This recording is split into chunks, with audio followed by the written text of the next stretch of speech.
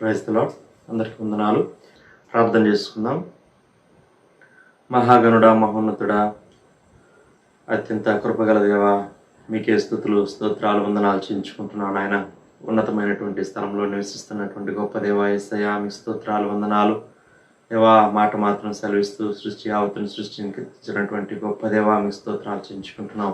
దేవా, వినగలిగే చెవు, గ్రహించగలిగే హృదయం, దాచుకునే మనస్సు మెండుగా మీరు మాకు అనుగ్రహించమని ప్రార్థన చేస్తున్నాం. మీ స్తోత్రాలు మేము వింటూ ఉండగా ప్రభా, ఇంకనూ మీ సిలువకు మేము దగ్గరగా రావడానికి సహాయం చేయమని ప్రార్థన చేస్తున్నాం. మీ సిలువ ప్రేమను మేము ప్రభా సంపూర్ణంగా పరిపూర్ణంగా అర్థం చేసుకోవడానికి మాకు సహాయం చేయమని ప్రార్థన చేస్తున్నాం. సమస్త విషయాల్లో సహాయం చేయండి. మీ సిలువలో ఉండేటువంటి యొక్క గొప్ప శక్తి, జయాన్ని, బలాన్ని మేము పొందుకోవడానికి సహాయం చేయమని ప్రార్థన చేస్తున్నాం. మీ స్తోత్రాలు. ఇదిగో ప్రభా, ఈ సమయాన్ని మా కొరకు దీవించండి. మీ ప్రియులు వారి గృహాల్లో చేరి ప్రార్థనలు ఏకీపిస్తుండగా మీ సన్నిధి వారికి తోడుగా ఉంచమని ప్రార్థన చేస్తున్నాం. దేవా, మీరే కృప చూపించండి, సహాయం చేయండి. వ్యక్తిగతంగా మీ బిడ్డలు చేసుకోబోయేటువంటి ప్రతి విధమైనటువంటి ప్రార్థనలు కూడా మీరు ఆలకించి గొప్ప జవాబులు మీరే అనుగ్రహించమని ప్రార్థన చేస్తున్నాం. మీ స్తోత్రాలు. సమస్త విషయాల్లో సహాయం చేయండి. మీ నామానికి మనం తెచ్చుకోండి ప్రభా. ఈ కొద్ది సమయాన్ని మా కొరకు దీవించమని ముందున్న సమయం అంతటిని మీకు అప్పచెప్తూ యేసుక్రీస్తు వారి పరిశుద్ధమైన నామంలో స్తుతించి ప్రార్థన చేసి అడిగి వేడుకుంటున్నాం పరలోకపు తండ్రి, ఆమేన్. పాట పాడి దేవుని మేము పడతాం. 633వ పాట పాడుతున్నాం. షారోన్ ఆత్మగీతాల్లో నుంచి 633వ పాట. ఆశిల్లెను సిలువలో పాప క్షమాం, యేసు ప్రభు నీ దివ్య క్షమాం. ఆశిల్లెను సిలువలో పాప క్షమాం,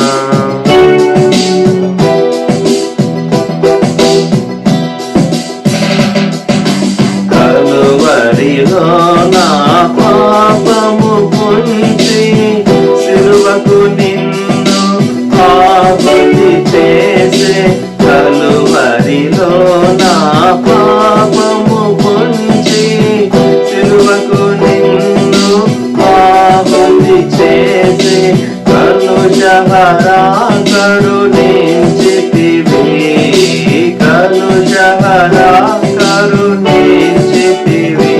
మాసిల్లెను సిలువలో పాప క్షమాం, దోషము చేసినది నేనే కదా, మోసముతో బ్రతికిన నేనే కదా, దోషము చేసినది నేనే కదా, మోసముతో బ్రతికిన నేనే కదా.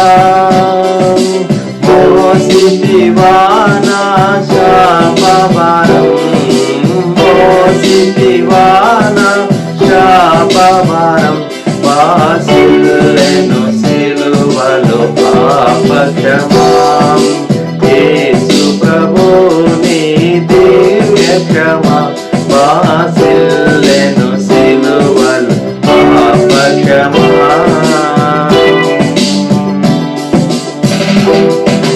పాపము చేసి గడించితి మరణం, శాపమేగా నేనాచించినది. పాపము చేసి గడించితి మరణం, శాపమేగా నేనాచించినది. కాపరివై నన్ను బ్రోచితివి, కాపరివై నన్ను బ్రోచితివి. వాసిల్లెను సిలువలో పాప క్షమాం, యేసు ప్రభు నీ దివ్య క్షమాం. వాసిల్లెను సిలువలో పాప క్షమాం. నమ్మిన వారిని కాదనవని, నెమ్మది నొసగడి నా ప్రభుడవని. నమ్మిన వారిని కాదనవని, నెమ్మది నొసగడి నా ప్రభుడవని. నమ్మితిని పాదంబులను, నమ్మితిని పాదంబులను. మాసిల్లెను సిలువలో పాప క్షమాం,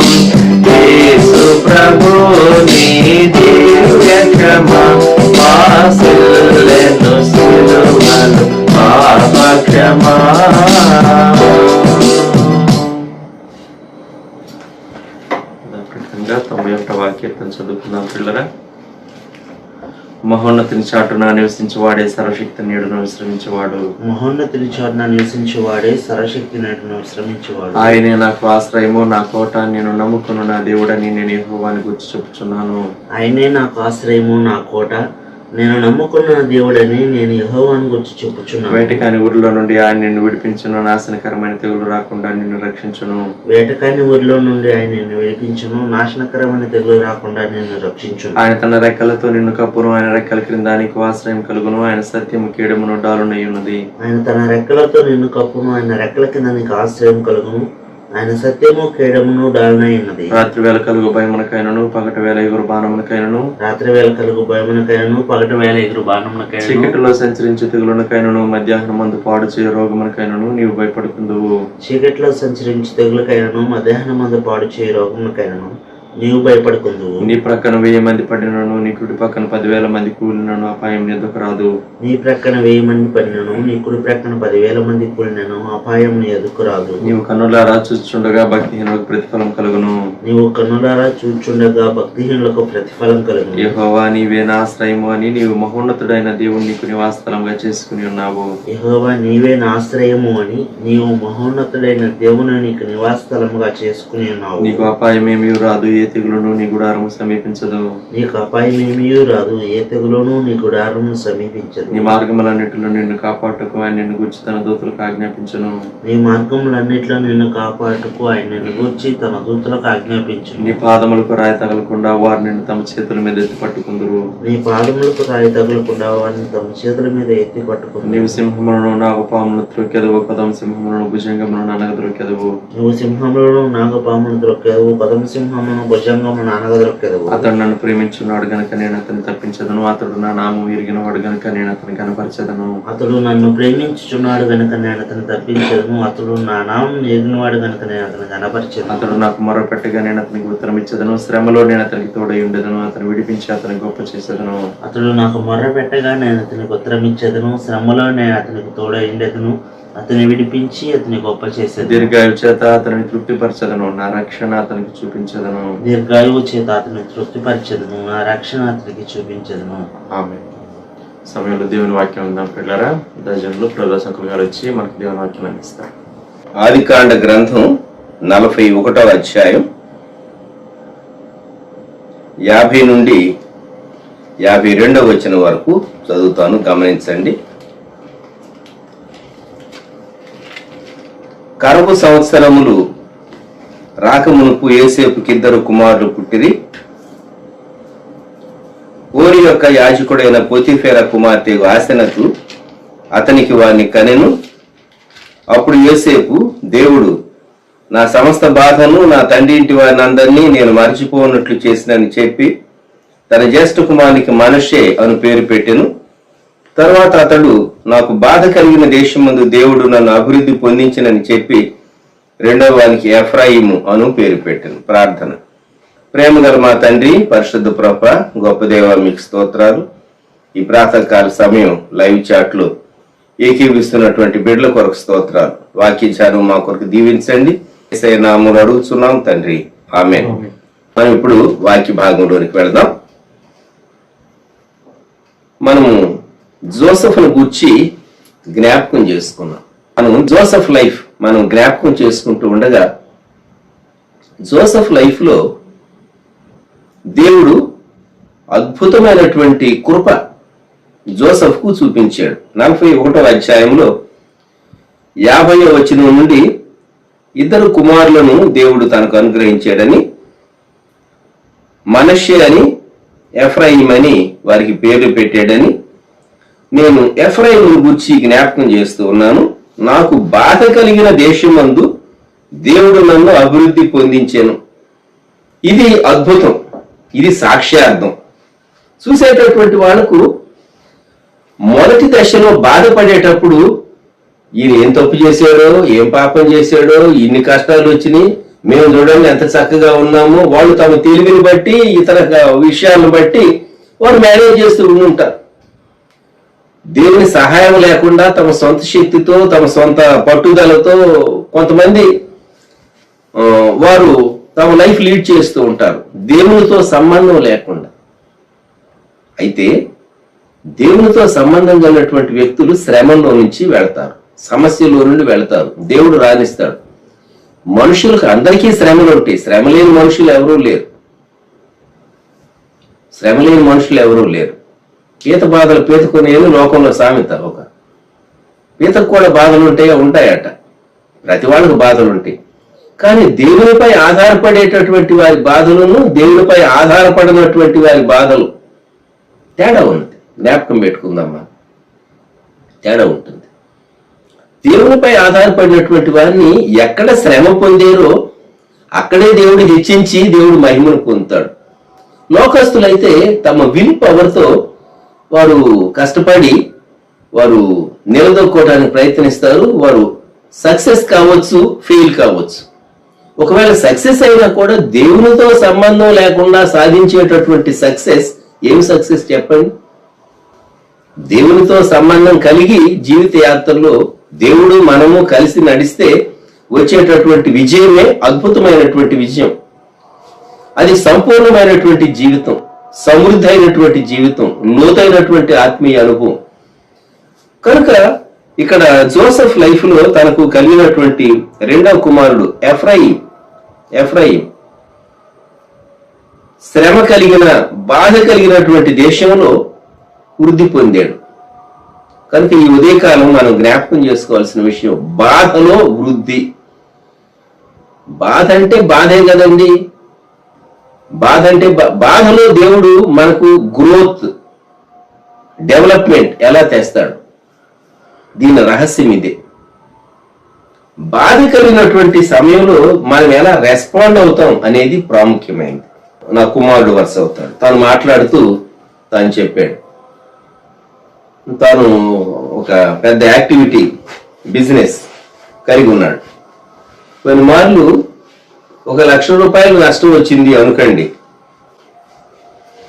ఎవరు తను ఇబ్బంది పెట్టారు, లేకుంటే మోసం చేశారు, ఇవ్వలేదు.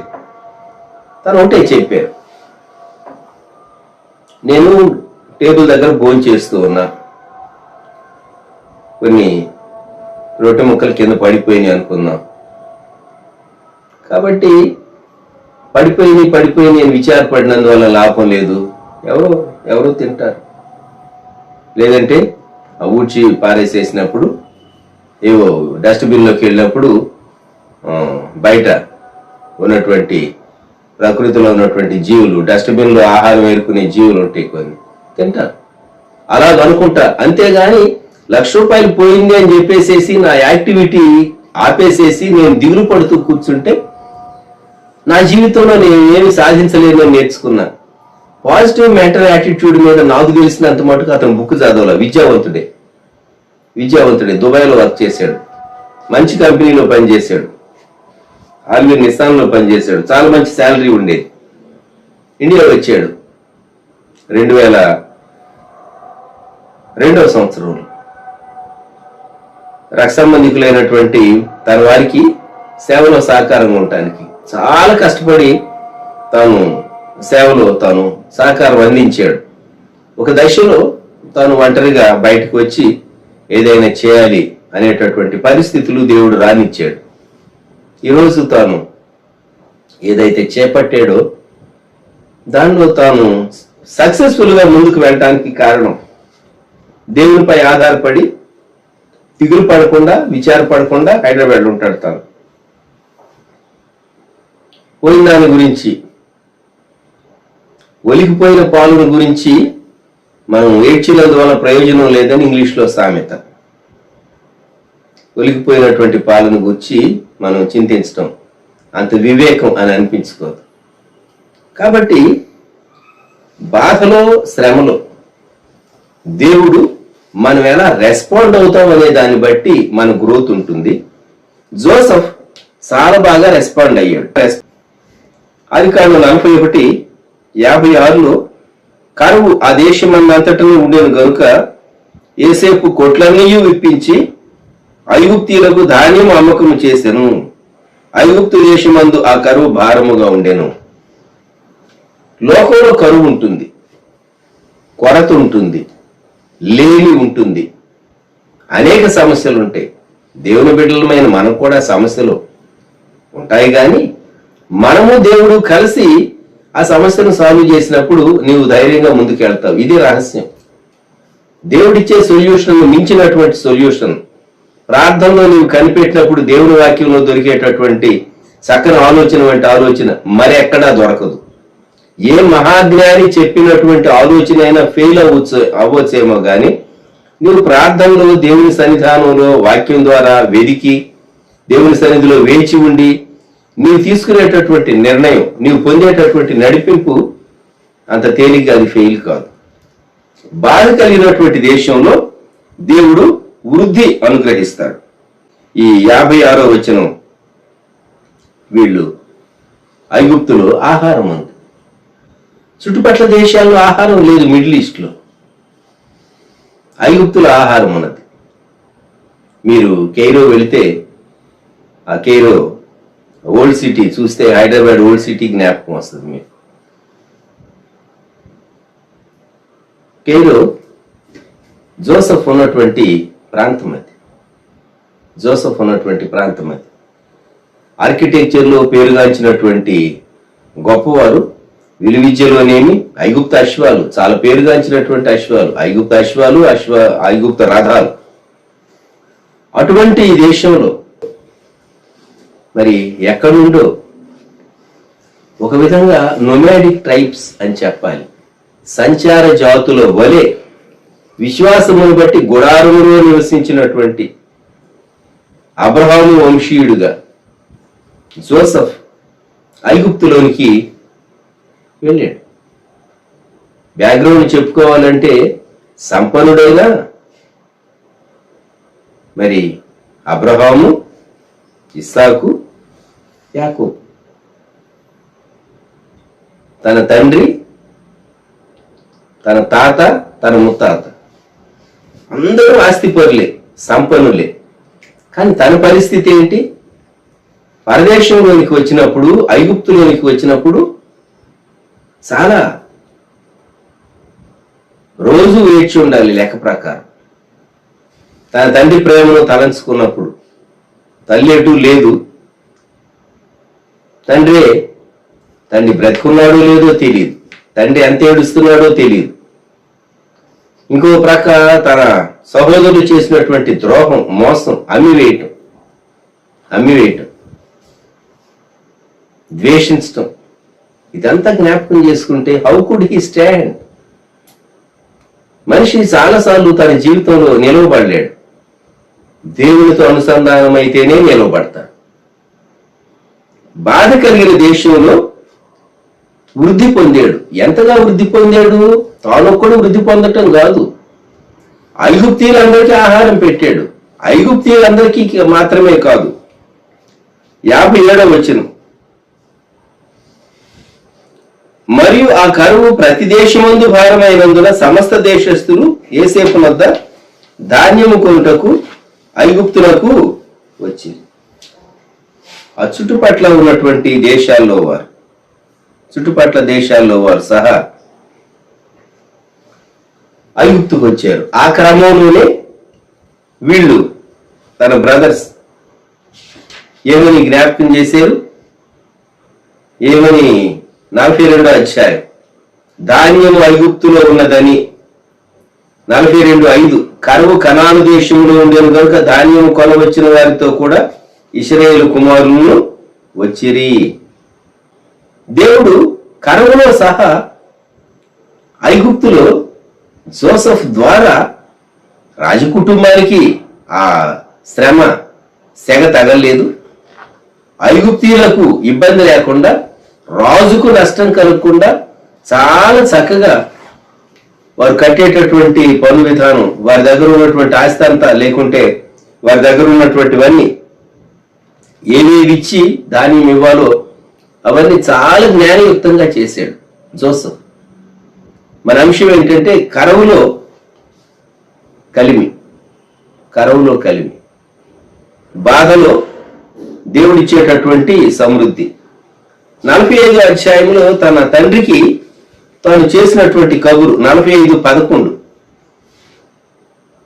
తాను తన తండ్రికి ఏమని కబురు చేసాడు అంటే 11వ వచనం, ఇకను 5 కరువు సంవత్సరములు వచ్చును గనుక నీకును నీ ఇంటి వారికి నీకు కలిగినదంతటికి పేదరికము రాకుండా అక్కడ నిన్ను పోషించేదని అన్నాడని చెప్పుడి. అంటే 2 ఏళ్ళు అప్పటికి అయిపోయింది కరువు, తీవ్రంగా ఉన్నటువంటి కాలం, ఇంకా 5 సంవత్సరాలు మిగిలింది. కాబట్టి జోసెఫ్ వీళ్ళ రమ్మంటూ ఉన్నాడు, నేను పోషిస్తాను. ఇర్మియా గ్రంథము 17వ అధ్యాయం మనం ఎరుగుదాం. ఇర్మియా గ్రంథం 17వ అధ్యాయంలో చక్కని వాగ్దానం, 7వ వచనం, జెరమయా 17:7, యెహోవాను నమ్ముకున్నవాడు ధన్యుడు, యెహోవా వానికి ఆశ్రయముగా ఉండును. వాడు జలముల యొద్ద నాటబడిన చెట్టు వలె ఉండును, అది కాలువల వారును దాని వేళ్ళు తనును, వెట్ట కలిగినను దానికి భయపడదు, దాని ఆకు పచ్చగా ఉండదు, వర్షము లేని సంవత్సరమున చింత నొందదు, కాపు మానదు. వర్షం లేని సంవత్సరం చింత లేదు. ఎందుకని? కారణం జలముల యొద్ద నాటబడిన చెట్టు, దేవుని వాక్య జలము. ఎప్పుడు మనము దేవునిపై ఆధారపడుతూ వాక్యం తట్టు చూస్తూ వాక్యం అనేటటువంటి నీటిని నీ ఆత్మ పొందుతూ బలపడుతూ ఉన్నప్పుడు చుట్టూ కరువు రానివ్వండి, నీకు మాత్రం సమృద్ధి ఉంటుంది.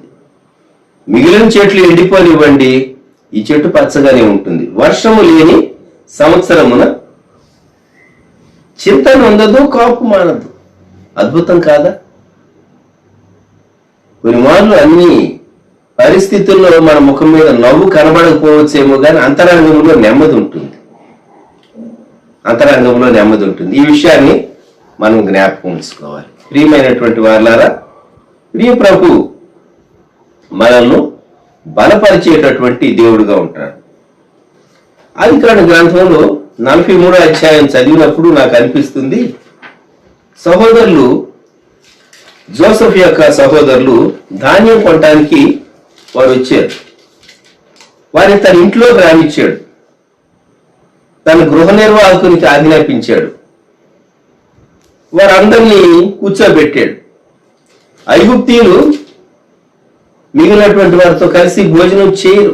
43వ అధ్యాయం 32వ వచనం, అతనికిని వారికిని అతనితో భోజనం చేయుచున్న ఐగుప్తీయులకు వేరువేరుగా వడ్డించి, ఐగుప్తీయులు హెబ్రీయులతో కలిసి భోజనము చేయరు, అది ఐగుప్తీయులకు హేయం. జోసెఫ్ తో పాటు ఈజిప్షియన్స్ కూడా కొందరు కూర్చున్నారు. సహపంక్తి భోజనం కాదది, వాళ్ళకి సెపరేటు, వీళ్ళకి సెపరేట్. ఎందుకంటే ఐగుప్తీయులు చాలా సుపీరియర్ స్టేటస్ ఫీల్ చేసేటటువంటి వాళ్ళు. కొంతమంది విఐపీస్ ని పిలిచినట్టున్నాడు జోసెఫ్. అక్కడ క్రింది వచనాలు చూస్తే తృప్తిగా వాళ్ళ వంతుల ప్రకారం వాళ్ళకి పంపించాడు. అటువంటి తృప్తి కలిగిన భోజనం చేసి ఎన్ని దినాలైందో వారి జీవితంలో, ఆ కరువు కాలంలో తృప్తిగా వారికి భోజనం పెట్టాడు తన 10 మంది సోదరులకు. కనుక మనము జ్ఞాపకం చేసుకునేటటువంటి మాట, బాధ కలిగినటువంటి దేశంలో దేవుడు నీకు సమృద్ధి ఇచ్చేవాడు. నీకు ఏది అవసరమో దేవునికి తెలుసు. భక్తుడు దేవదాసయ్య గారు మనోవిచారము కూడదు నీకు అనేటటువంటి పాటలో ఆయన ఏమని వ్రాసాడంటే, నీకు అవసరమైనవి కావలసిన నిఖిల వస్తువులకు ఆజ్ఞాపింతును, కాకులకు ఆజ్ఞ ఇచ్చి ఏలియాను పోషింపలేదా, మనోవిచారము కూడదు నీకు, మహిమ తలంపులే కావలను అని వ్రాసాడు. ఎలాగూ దేవుడు ఎలాగ అక్కర తీరుస్తాడు, ఈ సమస్య ఎలాగూ దేవుడు తీరుస్తాడు అని మనం చాలా టెన్షన్ పడుతూ ఉంటాం, చాలా దిగులు పడుతూ ఉంటాం. కొన్నిసార్లు మనం కొన్ని కోరికలు కోరుకుంటాం, అవి నెరవేరాలి అని మనం ఎంతో ప్రార్థన చేస్తాం, ఎదురు చూస్తాం. దేవుడు అద్భుతమైన రీతిగా మన ప్రార్థనలకు దేవుడు జవాబిస్తాడు. ఒక సిస్టర్ తాను వాలంటరీ తీసుకోవటం కొరకు తను లీవ్ అప్లై చేసింది. తనకున్నటువంటి లీవ్ మొత్తం 16 మాసాలు ఏమో, దాదాపు 14 మాసాలు లీవ్. లీవ్లో అది శాంక్షన్ అయితే తప్ప శాలరీ రాదు. 10 మాసాలు గడిచిపోయినాయి. ఎప్పటి నుండో కోవాలనుకున్నటువంటి తన ఆశ ఆ దినాల్లో దేవుడు నెరవేర్చాడు. 16 లక్షల రూపాయలతో తాను స్థలం కొనుగోలు చేసి రిజిస్టర్ చేసుకున్నాడు. 40 గ్రంథంలోనికి వద్దాం. న్యాయాధిపతుల గ్రంథం 14వ అధ్యాయం 14వ వచనం. కాగా అతడు బలమైన దానిలో నుండి తీపి వచ్చెను, తిను దానిలో నుండి తిండి వచ్చెను అనేను. ఇది ఒక రిడిల్, పొడుపు కథ అంటారు. ఈ పొడుపు కథకు బ్యాక్గ్రౌండ్ ఏంటి? సంసోను తల్లిదండ్రులతో తాను వెళుతూ ఉన్నాడు. తిమ్నాతు ద్రాక్ష తోటల దగ్గరకు వచ్చాడు. బహుశా తల్లిదండ్రులు స్లోగా వస్తూ ఉన్నారేమో. శాంసన్ ముందు వచ్చినట్టున్నాడు, కొంచెం నడకలో ముందు నడుస్తూ ఉన్నట్టున్నాడు. 5వ వచనం ప్రకారం కొదమ సింహం అంటే సింహపు పిల్ల, కబ్, లయన్స్ కబ్. అది సింహపు పిల్ల బొబ్బలిస్తూ వచ్చింది. చీల్చేసేసాడు. మేక పిల్లని చీల్చినట్లు చీల్చాడు. 6వ వచనం. యెహోవా ఆత్మ అతనిని ప్రేరేపింపగా అతని చేతిలో ఏమీ లేకపోయినను ఒకడు మేక పిల్లను చీల్చినట్లు అతడు దాన్ని చీల్చాడు. మీరు చేతిలో ఏమీ లేకపోయినను అనేది అండర్లైన్ చేసుకోవచ్చు. సంసోను చేతిలో ఆయుధం లేదు, నీ చేతిలో డబ్బులు లేవు. గుర్తుపెట్టు, నీ చేతిలో డబ్బులు లేవు, కానీ అవసరత దేవుడు తీరుస్తాడు. నీ సమస్యను దేవుడు తీరుస్తాడు. ఎట్లా తీరుస్తాడండి?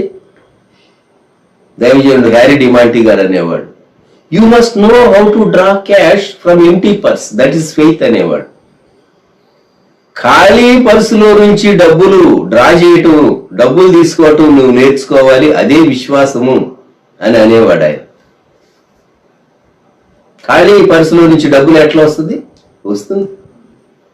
చేతిలో ఏమీ లేకపోయినా ఆయుధం నా సింహాన్ని గొర్రె పిల్లను చీల్చినట్టు చీల్చేసేసాడు.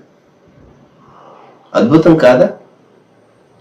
నీ సమస్య నీ శక్తితో నీవు జయించలేవు. పునరుద్ధాన బలం, పునరుద్ధాన శక్తి ఇస్తాడు. ఇంత జరుగుతూ ఉంటే తల్లిదండ్రులకు కనబడలేదా? సింహం యొక్క, కొదమ సింహం యొక్క గాండ్రింపు వినబడలేదా? కనబడలేదు, వినబడలేదు. అక్కడ తాను చెప్పలేదు. 6వ వచనం. అతడు తాను చేసినది తన తండ్రితోనైనను తల్లితోనైనను చెప్పలేదు. గమనించండి. ఆ తరువాత కొన్ని దినాల తరువాత 8వ వచనం. కొంతకాలమైన తరువాత అతడు ఆమెనంటే తన భార్యను తీసుకుని వచ్చిన తిరిగి వెళ్ళుచుండగా ఆ సింహపు కళేబరమును చూచుటకై ఆ వైపు తిరిగినప్పుడు సింహపు కళేబరములో తేనెటీగల గుంపును తేనెయు కనబడగా, నీవు నీ సమస్యను ఎలాగూ పరిష్కరించేవో నీవు చెప్తే దేవునికి మహిమ, నీకు సంతోషం, నీకు తృప్తి. ఇక్కడ సంసోను తిన్నాడు. 9వ వచనం. తన తల్లిదండ్రులకు ఎద్దకు వచ్చి వారికి కొంత ఇగా వారు తినిరి. అయితే తాను సింహపు కళేబరంలో నుండి ఆ తేనె తీసిన సంగతి వారికి తెలియజేయలేదు. అప్పుడు కూడా చెప్పలేదు. ఎంత మండోడు. చిట్ట చివరికి బయటకు వచ్చింది లేండి. విందు ఏర్పాటు చేసినప్పుడు, పొడుపు కథ వేసినప్పుడు. 18వ వచనం. తేనె కంటే తీపి అయినది ఏది? సింహం కంటే బలమైనది ఏది? అద్భుతం కాదా? నీ జీవితంలో నీవు శిలువ శ్రమలో నుంచి వెళ్లాల్సి వస్తుంది. ఖచ్చితం. ఇది విశ్వాసికి దేవుడు ఇచ్చేటటువంటి ఒక గొప్ప ఆధిక్యత. దేవుని కొరకు భూమి మీద సమస్యలతో పోరాడు. ఎప్పుడూ నా బ్రతుకంతా ఇంతేనా? ఎప్పుడూ సమస్యలేనా? ఎప్పుడూ కష్టాలేనా? యేసు ప్రభు కోరిక, యేసు ప్రభు యొక్క పోరాటం, యేసుక్రీస్తు ప్రభు యొక్క పునరుద్ధాన విజయం నీవు అనుభవించటం కొరకు దేవుడు నిన్న ఆ పరిస్థితుల్లో నుంచి తీసుకెళ్తాడు. నీకు అర్థం కాదు, ఎందుకు నాకు ఈ కష్టం వచ్చింది. ఒక శిల్పి ఉలి తీసుకుని తాను స్కల్ప్టర్ రాతిని చెప్తూ ఉంటే సుత్తి దెబ్బలు ఆ ఉలి సుత్తి దెబ్బలు పడుతూ ఉంటాయి. ఒక్కొక్క దెబ్బ పడుతూ ఉంటే ఆ రాయి ఒకవేళ ప్రాణం ఉంటే నాకింత బాధ, నాకింత కష్టమా అని ఒకవేళ ఆ రాయి మాట్లాడగలిగితే అంటుంది అనుకుందాం. లోకంలో ఎన్నో రాళ్ళు ఉన్నాయి, వాళ్లకు ఆ రాళ్లకు లేనటువంటి కష్టం నా మీదికి ఎందుకు వచ్చింది? కొండలో ఉన్నటువంటి రాయి మీదికి, గనులు దగ్గర ఉన్నటువంటి రాయి మీదికి రానటువంటి శ్రమ నాకే ఎందుకు వచ్చింది?